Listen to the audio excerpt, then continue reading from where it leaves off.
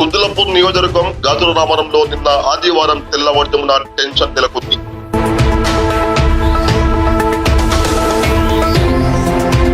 Hydraa operation తో ఒక్కసారిగా కదిలిపోయింది కుద్దులపూర్ మండలం.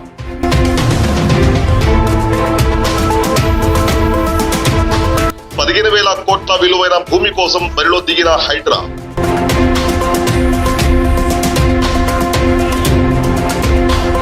సర్వే నంబర్ 307లో 300 ఎకరాల పైగా భూమిని అక్రమాల చేర నుంచి విముక్తి చేస్తూ బుల్డోజర్లు దూసుకెళ్లాయి.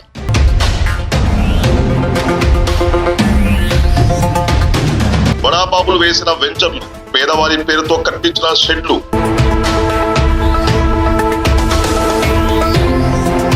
ఇది ప్రభుత్వం భూమి అని హైడ్రా గుర్తించి ఆదివారం తెల్లవారుజామున ఒక్కసారిగా నిలమట్టం చేసింది.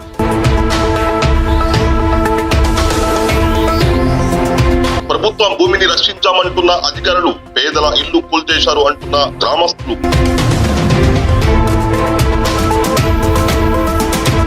ఈ రెండు స్వరాల మధ్య గాజుల రామరం జ్వరాల మాదిరి ఎగిసిపడింది.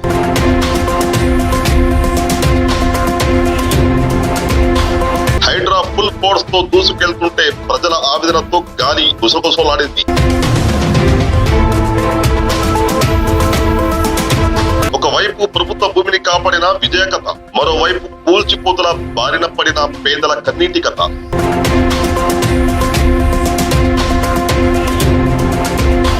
హైడ్రా ఆపరేషన్, కాంగ్రెస్ ప్రభుత్వంపై ప్రజల ఆగ్రహం.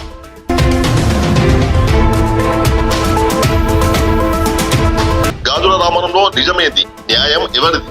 కలం సాక్షి ఛానల్ ని ఫాలో అవ్వండి. కామెంట్ ద్వారా మీ అభిప్రాయం తెలియజేయండి.